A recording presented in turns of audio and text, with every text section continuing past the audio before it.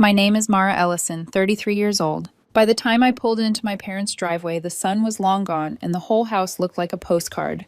The windows glowed a warm yellow that spilled out onto the snow, turning the front yard into something out of a holiday catalog. Through the glass, I could see silhouettes moving, hear muffled laughter, catch flashes of people lifting wine glasses and passing plates. My dad's laugh, loud and unmistakable, cut through even with the windows closed. Some Christmas playlist hummed beneath it all, bells and strings and cheer layered. Over the last place on earth, I felt welcome. I left the engine running for a minute and just sat there, staring. I thought about not coming. I almost didn't.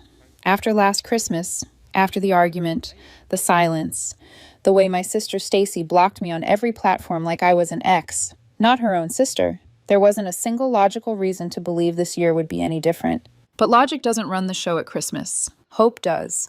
And stupidity.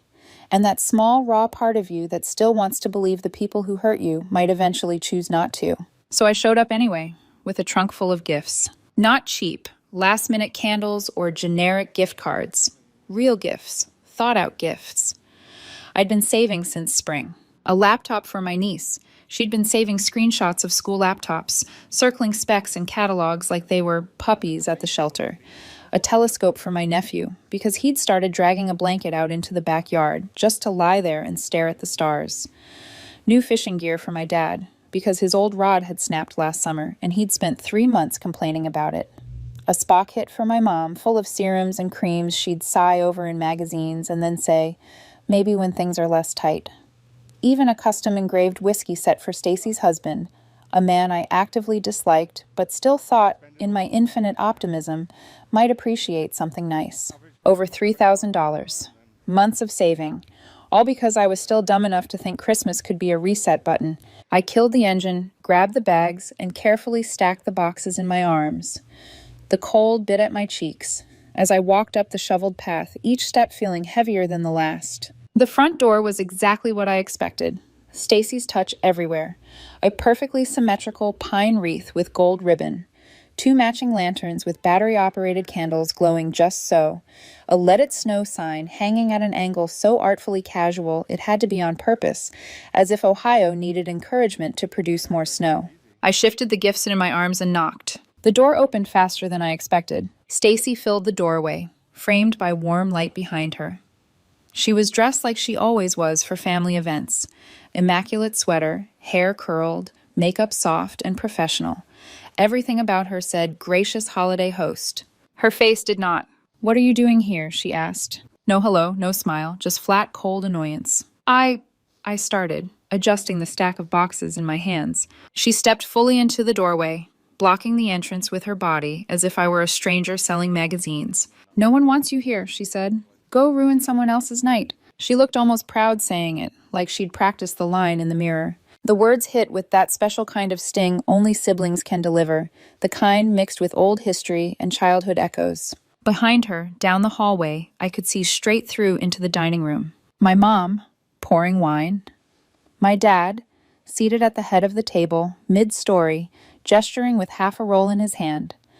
My niece and nephew tearing into bread like they hadn't eaten that day. Someone, probably my mom, laughing too loudly at something that wasn't funny.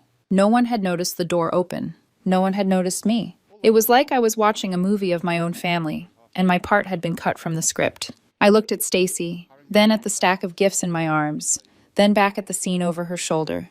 Then these gifts, I said carefully, my voice quiet but clear, do not want you. I didn't wait for her response. I turned, walked back down the steps, and made my way to the car. The snow crunched under my boots. The cold air burned, but it felt cleaner than the warmth inside that house. I opened the trunk, set the boxes down one by one, more gently than they deserved. If they wanted to watch, they could. Apparently they did. Mara! I heard my name shouted a minute later, followed by the muffled slam of the front door. Mara! Jesus Christ, Mara! My dad's voice.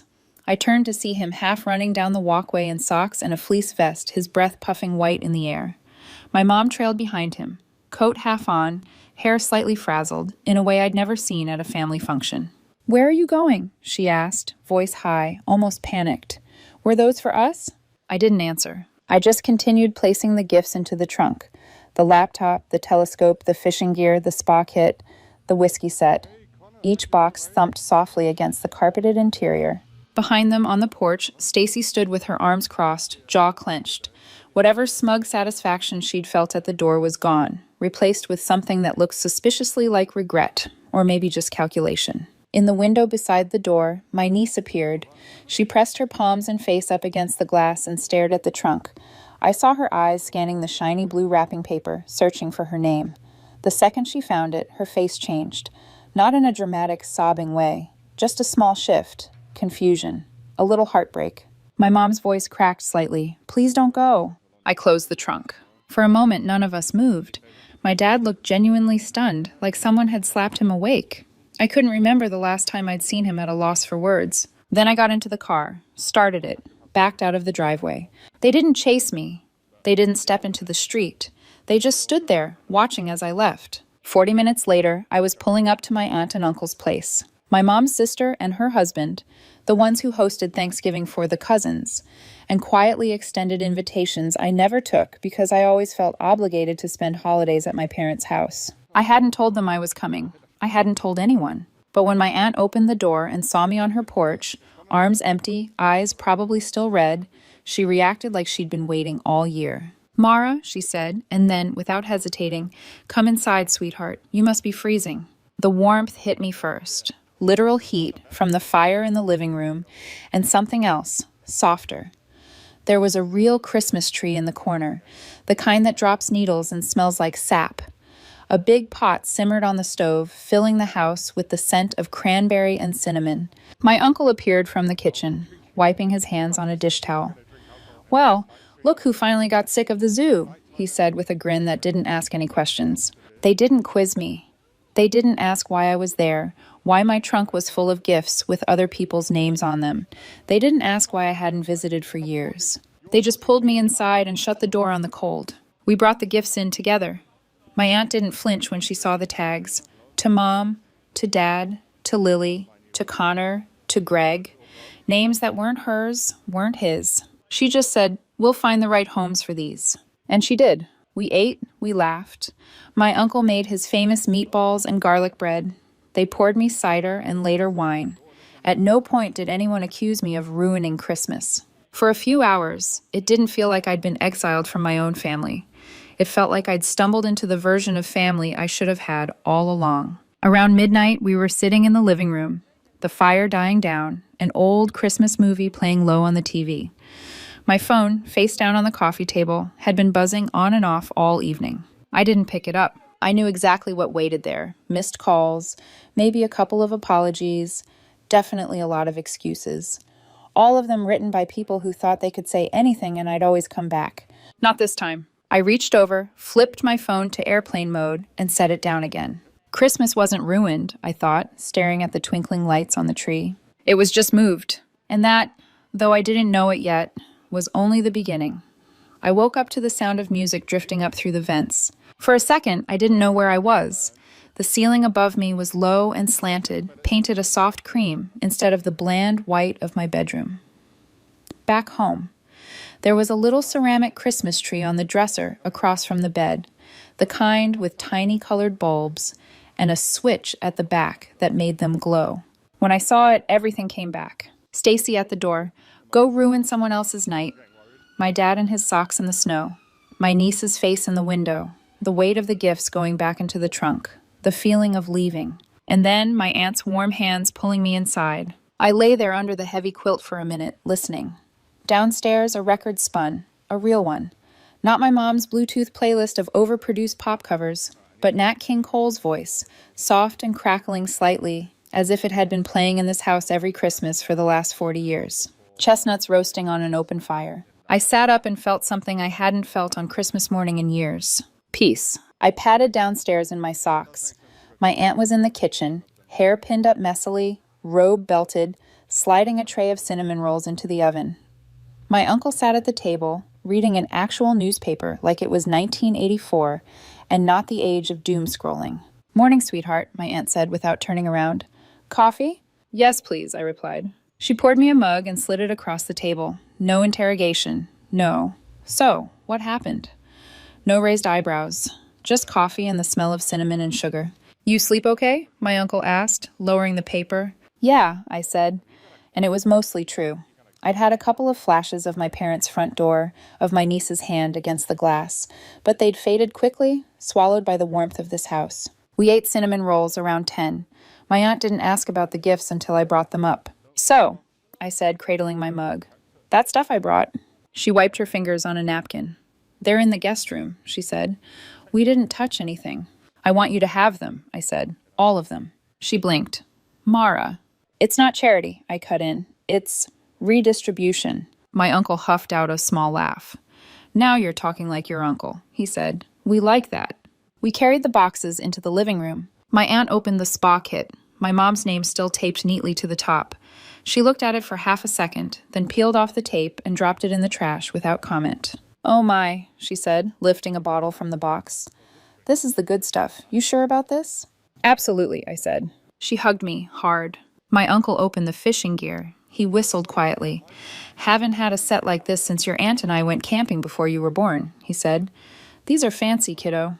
Well, I said, you're the only man I know who actually uses his.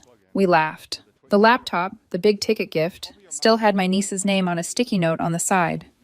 My aunt held it with reverence. Any ideas? She asked. I thought of my niece, her face pressed to the glass, the way her eyes had followed that box. Yes, I said, but not the obvious one. The neighbor's daughter was 17, smart, and had been working part-time at a coffee shop to save up for a laptop for school next year. My aunt had mentioned her the night before. She'll never see it coming, my aunt said, a little mischievous glint in her eyes. We'll drop it off on their porch, no note. Let her think it's a Christmas miracle, my uncle added. Everyone deserves one of those at least once. We drove it over that afternoon, set it down carefully, rang the bell, and ran like kids doing doorbell ditch. We watched from the car as the girl opened the door, saw the box, picked it up with both hands, and looked around like the universe had made a mistake. It felt right. Not in a petty way, not in a you didn't deserve it way, just in a I get to choose where my kindness goes way. Back at the house, my phone sat on the side table upstairs, face down, black screen. I'd turned it completely off when I got there. Now, after cinnamon rolls and coffee and anonymous laptop miracles, I decided to turn it on. It vibrated so hard it almost slid off the table. I took a breath and unlocked it. 32 notifications. 12 missed calls from my mom, 9 from my dad, 4 from Stacy, 2 from her husband, 1 from my cousin Michael, which surprised me. He hadn't said more than hi to me in years at family events. I started with the voicemails. The first one was short, clipped. My mom's voice, brittle. Janet, she always called me by my middle name when she was angry. Call us right now. I deleted it. The second was longer. We didn't know you were coming, she said. We didn't know those gifts were for us. Stacy didn't tell us what she said until after you left. Your father is really upset. Please call me back. The third one came after midnight. I can't sleep, she said, voice soft. I keep thinking about the look on your face. I didn't even get to hug you. We didn't know, Janet. I swear. We didn't know. The thing is, they did know one thing. They knew their daughter was at the front door on Christmas. And they let Stacy decide what happened next. I put the phone down and made myself a cup of tea, went into my aunt's sunroom and sat in the patch of weak winter sunlight that pooled on the floor. I listened to the wind rattle the old windows. For once, the sound didn't make me feel alone. Later, after my aunt insisted on making me another plate of food, I scrolled through Stacy's texts. You made a scene, she wrote first. You could have called first. Then, a bit later, the kids were crying after you left. Followed by, we didn't realize those were for us. I'm sorry. Can we talk? And finally, the one that actually made me laugh. Are you coming back or what? I stared at that last one for a long time. Or what? As if those were the only two options in the universe. Come back. Or what? For the first time, I realized there was a third option. Don't go back and live. I didn't answer her. Instead, I opened a new message and texted my cousin Michael. You still staying at your folks' place? I wrote. He replied instantly. Yeah, why? Just wondering what's it's like over there, I typed. Purely for the drama. A pause. Then, you broke the whole damn dinner. He followed it with a photo. My mom at the dining table, face blotchy, eyes red, tissues scattered around her plate. My dad outside in the snow, wearing his coat over his pajamas, cigarette between his fingers, staring into the middle distance like someone told him the ending of a movie he hadn't finished yet. Stacy pacing by the front window, phone clutched in her hand like a lifeline. "Whole topic of conversation is you," Michael added. They didn't see this coming. I sat there looking at the photo. I wasn't happy. It wasn't vindication. It was strange. Like I'd stepped sideways out of a role I'd been playing for so long. I thought it was me. I'd always been the one chasing them, the one making the peace offerings, the one apologizing first, the one showing up year after year, even when they made it clear I was the extra chair at the table. Now, they were the ones chasing. And for the first time, I had something I'd never had with them before. Leverage. Not just because of the gifts, because I had walked away. And they had no idea what to do with that. I let 3 full days pass before I said a single word to any of them. 3 days of silence. 3 days of missed calls piling up. 3 days of my mother's voicemails growing progressively more frantic and fragile. 3 days where Stacy's texts shifted from defensive to apologetic to demands wrapped in fake guilt. 3 days where the family, my family, realized for the first time that I wasn't coming back just because they snapped their fingers. During those days, my aunt gently pretended not to notice how often I checked my phone without unlocking it. My uncle kept sliding plates of food toward me with this unspoken reassurance: eat, rest, stay as long as you need. And my cousin Michael kept sending updates. Dad's on his second pack today. Your mom keeps staring at the driveway. Stacy keeps saying she won't stay away, she just wants attention, then cries 5 minutes later. Your niece hasn't stopped asking why you didn't come inside. And then on the third morning, you broke something in that house. Not in a bad way, just they don't know how to function without pretending they're better than you. That one stung, because it was true. By late afternoon, my phone buzzed with a message from my mother. "We're making dinner tomorrow. Please come talk, please." I didn't respond. Instead, I sent a single message hours later, close to midnight. "I'll stop by tomorrow, not staying long." She replied instantly, "Whatever you want. We'll all be here." The replies rolled in one after another. Stacy, "I'll bring dessert. Please just talk to us." Dad, "See you then." Even Stacy's husband, "We'll make it right." Amazing how fast they could coordinate when they thought something was on the line. The next day I didn't rush, didn't get ready early, didn't worry about being late. I took a long shower, braided my hair slowly, drove the long way around town. When I pulled into the driveway a few minutes after 6, I could see silhouettes at the window, curtains twitching, shapes shifting, anticipation pressed up against the glass. Mom opened the door before I even reached the steps. She hugged me, the way someone hugs a relative returning from war. Too tight, too long, all trembling relief. "Mara," she whispered into my shoulder, "you're here." "Just for dinner," I said. "Nothing else." She nodded too quickly. Of course, of course." Inside, everything looked curated. The house felt polished, almost staged. The Christmas lights, which had been half unplugged a week ago, now glowed perfectly. The dining table was set with the nice china, the good napkins, the centerpiece Stacy always bragged about buying from a real artisan shop. Dinner smelled like a 4-course apology. My dad sat at the table, beer in hand. He lifted his eyes but didn't stand. He wasn't a hugger, but he usually greeted me with at least a nod.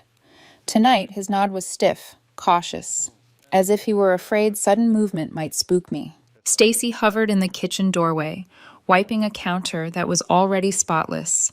She didn't meet my eyes right away. Her kids peeked from behind her legs, confused. I took my seat. Dinner was served in quiet rushes. A roast, my favorite. 3 sides, my favorites. A pie, also my favorite, except it was very obviously store-bought and replated. They poured wine. They asked safe questions. They made small talk about weather and traffic and the rising cost of eggs. They didn't mention Christmas. They didn't mention the door. They didn't mention the gifts. I let them talk, watched the show, let the tension build. It felt like sitting inside a snow globe someone kept shaking. When dessert hit the table, thin slices of that store-bought pie, Stacy was the one who broke. She set her fork down, cleared her throat. "We didn't know you were doing all that," she said without looking at me. "The gifts, I mean. You never told anyone." I looked at her for a long second. "Would it have changed anything?" I asked. Her jaw trembled. She didn't answer. My mom rushed to fill the silence. "We had no idea," she insisted. "If we'd known the gifts were for us, if we had known anything, we would never have let Stacy speak to you that way. We thought you were just dropping by. We didn't know what you were bringing." It was all a misunderstanding, she added. A terrible, terrible one. A misunderstanding, I repeated. Dad cleared his throat. Seeing the kids cry like that, he shook his head, looked down. I've never seen them that upset. There it was, not an apology, but the closest thing I was going to get from him. Then he asked it. The question all their glances had been tiptoeing around. Do you still have them? The room went still. The kids even stopped whispering. My mom froze like she was afraid to breathe. Stacy's eyes darted to me, then away, then back again. Even Dad looked younger than I'd seen him in years, hopeful and scared all at once. I let the silence stretch. They wanted absolution. They wanted the old dynamic back. They wanted the gifts. Not just the physical ones, but the emotional ones. The comfort of knowing I was still the one giving, forgiving, returning. Finally, I said quietly, some of them. Their faces lit up in unison, as if Christmas itself had just been reinstated. Mom clasped her hands together. Oh, Mara, thank God. Stacy exhaled shakily, eyes closing for a beat. Even Dad leaned back, relief loosening his shoulders. But they didn't understand. I hadn't promised anything. I hadn't said who I gave what to. I hadn't said I'd bring anything back. I'd just given them hope. And hope is a dangerous currency in the hands of people who only value you when they need something. Dinner ended quickly after that. They asked small questions, danced around big ones, tried to read me like a puzzle. As I slipped on my coat, Mom followed me to the door. Will you bring the rest by soon? She asked carefully. We'd really love to see everything you picked out. I haven't decided yet, I said. Her smile faltered. Okay, well, we'll be here. Just say the word. I nodded, walked to my car, got in, and drove away slow enough for them to watch me go. As the house shrank in my rearview mirror, one truth settled over me like falling snow. They hadn't learned anything. They were just terrified of losing the last thing they thought they had, me. The next morning, the world felt oddly still. Not peaceful, not tense, just paused, like the air itself was waiting to see what I would do next. My mother sent a good morning, sweetheart text at 7:03 a.m., which would have been hilarious if it hadn't been so transparent. Stacy sent a gif of a waving cat. Her husband sent nothing, which told me he was either scared or strategizing. My dad didn't text at all. He was waiting in the background like a general surveying a battlefield. I ignored them. Instead, I cleaned up the guest room at my aunt and uncle's house, put on coffee, and tried to figure out what direction my life was tilting toward. I didn't have an answer, but I knew one thing. The gifts I had left, physically, emotionally, symbolically, were mine to give on my terms.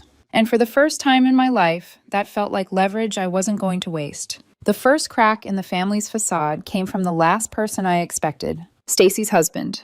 At 9:02 a.m., he texted me directly. If you still have the whiskey set, I'd love to grab it. The guys are coming over Friday. He tried to sound casual, like he wasn't desperate, like he wasn't trying to leap over Stacy's mess and secure his own gift before the whole ship sank. The message was so transparent, I actually laughed. That was all the confirmation I needed. He would be the first. At 2:15 p.m., I showed up at his workplace, a car dealership on the west side, without warning. The place was a forest of shiny metal, fluorescent lights, and forced holiday cheer. Plastic wreaths hung over every office door. A giant inflatable Santa swayed in the corner, half deflated and vaguely sinister. He saw me the moment I walked through the glass doors. His eyebrows shot up so high they nearly merged with his receding hairline. Mara, hey, he called, jogging over like I was a celebrity who might sign his shirt. Before he could launch into whatever apology he'd rehearsed, I handed him the heavy gift bag. He looked inside. His eyes widened. The custom whiskey decanter gleamed under the dealership lights. His initials were engraved in elegant lettering. He probably didn't expect me to actually keep the promise of something that nice. You're serious? He breathed. I didn't answer. I didn't need to. I turned, walked back toward the lot, felt him watching me the whole way. When I reached the exit, he shouted, I'm going to fix things with Stacy. She didn't mean what she said. I didn't turn around. Some people think words fix what actions break. I stopped being one of those people. By the time I got back to my aunt and uncle's house, my phone was already vibrating. Stacy, 3 texts in a row. You gave him a gift? He didn't even defend you. Why are you doing this? I sat on the edge of the guest bed and let the messages buzz by without replying. This wasn't revenge. This was reallocation, reordering, choosing. The next day, I texted my niece's piano teacher. Can I drop something off for Lily between lessons? She replied instantly, Of course. When I arrived, the teacher led me into the hallway. My niece emerged from the practice room in her coat, cheeks pink from the cold, gloves dangling from her wrists. When she saw me, she froze, then smiled so big her eyes scrunched up. "Aunt Mara!" She ran into my arms, hugging me with a fierceness that made something in my chest twist. "I brought you something," I said, holding out the wrapped box. She stared at it, recognition dawning. "The laptop," she whispered. "Mom said it got lost. Or maybe you didn't." Her voice trailed off, fragile. I knelt down so we were eye level. "It was waiting for you," I said softly. "Just like this moment." She hugged the box like it was a newborn animal. "Can I take it home?" she asked. "That's for you to decide," I said. "It's yours now." She nodded hard. "I'll take care of it, I promise." When I walked back to my car, my phone vibrated again. "Stacy, picking us off one by one. What's the point? Just tell us what you want. You win." I put the phone face down on the passenger seat. This wasn't about winning. This was about not losing myself anymore. The next morning, I drove into town for groceries. On my way out, I saw my dad's pickup truck parked outside the hardware store. For a moment, I sat there, engine humming, hands on the wheel, debating whether to keep driving. Then I reached into the back seat and grabbed the last big gift, the fishing gear. I parked across the lot, walked over to his truck, lifted the tailgate, and placed the bag gently in the bed. I tucked the receipt into the tackle box, just in case he wanted to exchange anything. As I was walking back to my car, I heard footsteps crunch through snow behind me. I didn't turn until I reached my door. My dad stood by the truck, holding the bag in both hands. Snowflakes landed in his hair and melted against his fleece vest. He didn't say a word. He just nodded once, a small, honest gesture, and turned back toward his truck. I drove away. It felt like closing a book without finishing the last chapter. But sometimes you don't need the ending to know how a story should stay shelved. From there, things shifted fast. Mom sent me daily messages. "Proud of you. Thinking about you. Hope you're doing well." Stacy left a homemade pecan pie on the hood of my car, wrapped in too much foil and desperation. My dad texted a single photo of his packed fishing gear with, "Tried it out. Works well. Thank you." They were trying, but not to fix anything, not to understand. They were trying to earn the gifts, not the ones I'd already given. The ones they thought might still be in my trunk, in some secret stash, in some emotional reserve they could claw back if they played nice enough. But they didn't realize one thing. There were no gifts left. Not physically, not emotionally, not spiritually. Nothing. I had given away everything worth giving, and I wasn't going to pretend otherwise. The message I sent to the family group chat was short, plain, and designed to settle right into their nerves like a pebble in a shoe.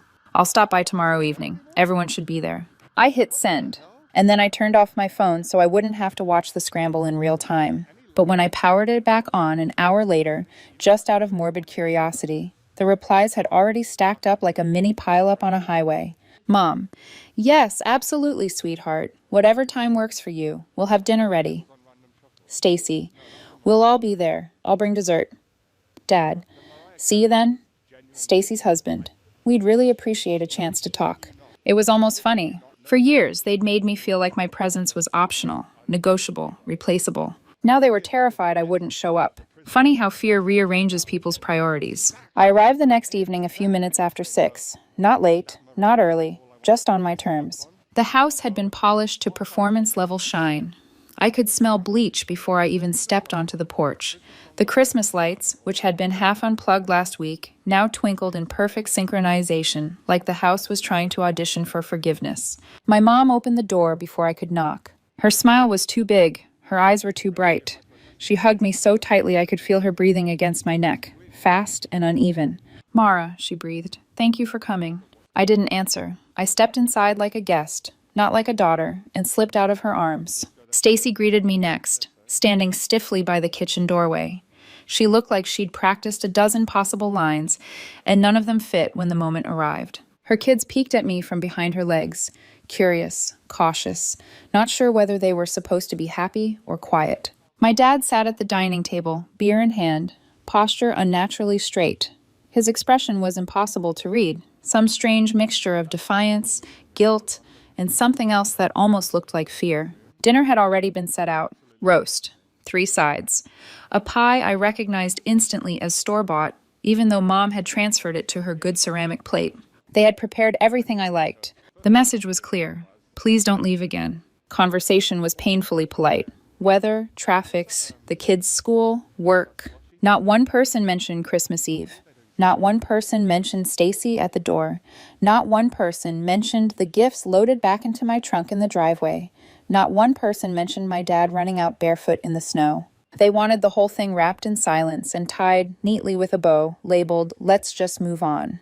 But I hadn't come for silence, or bows, or a reset. I came for clarity. It happened halfway through dessert. I set my fork down gently. The room quieted without me saying a word. Even the kids seemed to sense the shift. "Thanks for dinner," I said. "I appreciate the effort." Everyone nodded too quickly, too eagerly. They were hungry for approval, for reassurance, for the illusion that everything could be fixed if we just shoved enough casserole into the cracks. I let the moment stretch, made eye contact with each of them. Then, but I want to be clear, because some of you are still expecting something from me. A ripple moved through the room. Stacy sat up straighter. Mom's hands froze around her napkin. Dad's jaw tightened. There are no more gifts. Silence. Not the kind filled with questions. The kind filled with answers everyone already knew but didn't want spoken aloud. Stacy blinked rapidly. "You mean all of it's gone?" "Yes." My mom swallowed hard. "Not even something small? Not even for the kids?" "Nothing," I said. Their faces fell in slow motion. Not because they wanted the things, because they wanted what the things represented. My effort, my forgiveness, my willingness to shrink myself to make them comfortable. But the trunk was empty now, and so was my well. I wasn't angry. If anything, I felt still. "I didn't come to negotiate," I said, "or drag this out. I came because I'm done trying to fix things I didn't break." My mother's lip trembled. "Mara, we've been trying." "Have you?" I asked softly. "Or did you just want what I had?" My dad looked down at his plate. Stacy stared at the pie she didn't make. No one answered. I stood. "I'm not angry," I said. "I'm just done." Stacy's voice came out small and sharp at the same time. "So you just came here to end it?" I shook my head. I came to be honest. And I walked towards the front door. No dramatic exit, no yelling, no slammed plates or tears. Just a quiet walk through a house that had never really known me. At the door, my mom finally broke. "Mara," she choked out, "please don't do this." I turned back, just for a second. I already did. Then I stepped outside. The cold hit my face like a truth I should have learned years ago. I got in my car, started the engine, pulled away slowly enough for them to watch me go. This time, they didn't run after me. You'd expect relief after a moment like that. But the morning after, I didn't feel triumphant or free or vindicated. I felt quiet. Like I'd finally set down a weight I didn't even realize I'd been carrying. Like my body needed time to understand that it wasn't bracing anymore. I didn't want to talk, didn't want advice, didn't want sympathy. I wanted distance. So I turned my phone off again and let whatever chaos they were brewing stay on the other side of that dark screen. When I finally turned it back on the next afternoon, the flood resumed. "Mom, families don't walk away over one night. We can work through this. Please talk to me. I miss you. Stacy, you punished us. You gave stuff away to other people to hurt us. The kids think you hate them. You were always the problem." I didn't feel hurt. I didn't feel guilty. I just felt done. Then I noticed a single, unexpected message from Dad. Just 5 words. "You were right to leave." I stared at it for a long time. Not because it changed anything, but because, for the first time, he said something true. I didn't reply. There was nothing left to say. That night, I packed up the last of my things from my aunt and uncle's place. Thanked them, really thanked them, for giving me something I didn't even realize I needed. A place where love wasn't conditional, where kindness wasn't currency, where I wasn't the extra chair at the table. My aunt cried a little, my uncle pressed a gas card and $200 into my hand for the road. I didn't argue. I drove for hours, no destination, just the hum of the highway and the soft, steady truth settling into my bones. Walking away wasn't losing them. It was finding me. I stopped at a tiny motel 2 towns over, checked in under a name that wasn't mine, just to taste what it felt like to disappear from all the versions of myself they had forced me to be. In the morning, I sat on the bed, sunlight turning the cheap carpet gold, and sent a final message to the family group chat. "This is the last time I'll be in contact. I wish you well. Please don't reach out again."